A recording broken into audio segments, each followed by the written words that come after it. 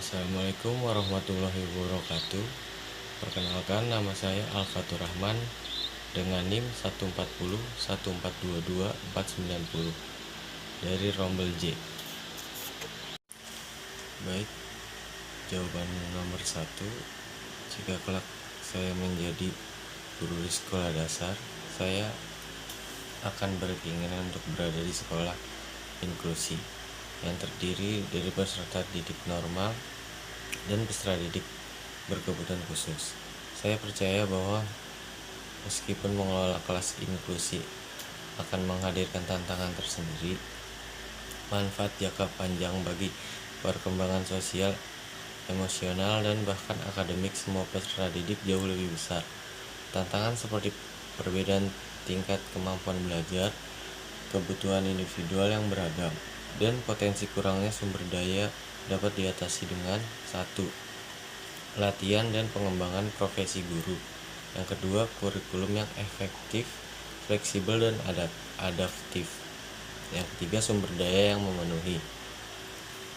Yang keempat, penerimaan dan dukungan dari seluruh komunitas sekolah. Dengan persiapan dan dukungan yang tepat, saya yakin bahwa kelas inklusi dapat menjadi lingkungan belajar yang positif dan memperdayakan bagi semua peserta didik, bagi yang normal maupun yang berkebutuhan khusus. Saya akan berkomitmen untuk terus belajar dan mengembangkan diri agar dapat menjadi guru yang efektif dalam kelas inklusi. Selanjutnya, jawaban yang nomor 2. Sebagai calon guru, saya akan bersikap peduli dan proaktif mendekati ABK yang tidak bersekolah dan keluarganya untuk memahami kendala mengapa anak tersebut tidak mendapatkan sekolah atau tidak bersekolah. Memberikan informasi tentang pendidikan inklusif, memfasilitasi akses ke sekolah, memberikan dukungan awal jika diperlukan, dan mengadvokasi pendidikan inklusif di masyarakat. Baik, jawaban nomor 3. Pendidikan inklusi adalah sistem yang memberikan kesempatan belajar setara bagi semua peserta didik, termasuk yang berkebutuhan khusus atau ABK, dalam lingkungan yang sama. Namun karena peserta didik memiliki keberagaman kepribadian, latar belakang, dan kemampuan belajar, dan juga anak ABK yang biasanya menunjukkan karakteristik seperti kesulitan komunikasi, gangguan belajar, kelainan fisik, atau perilaku khusus yang memerlukan penanganan khusus, pengawasan intensif, dan kolaborasi dengan profesional. Dalam hal kurikulum, pendidikan inklusi dirancang secara fleksibel dengan contohnya yaitu program pendidikan individual atau PPI. Pengembangan kurikulum inklusi dapat dilakukan melalui duplikasi, modifikasi, substitusi, dan omisi sesuai dengan kebutuhan anak berkebutuhan khusus. Asesmen dalam pendidikan inklusi dilaksanakan secara sistematis untuk mengidentifikasi hambatan, keunggulan, dan kebutuhan individu. Proses asesmen berfokus pada kekurangan, kelebihan, dan kebutuhan anak. Peran guru dalam pendidikan inklusi.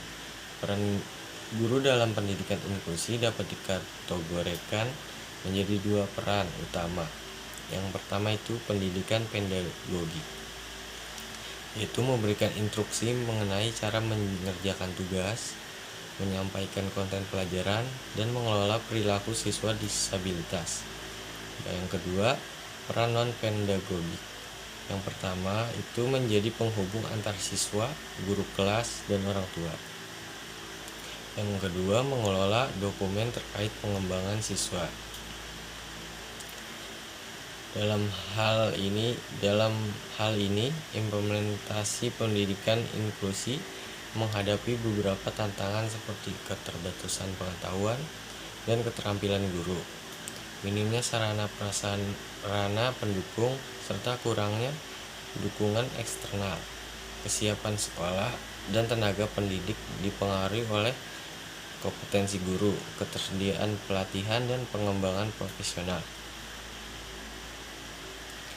Oleh karena itu, kita sebagai calon guru sudah menjadi kewajiban kita harus bisa dalam melaksanakan pendidikan inklusi, karena jika kelas yang akan diampu memiliki ABK, kita sudah bisa untuk mengatasi hal tersebut dengan proses belajar mengajar yang sesuai dengan sistem pendidikan inklusi.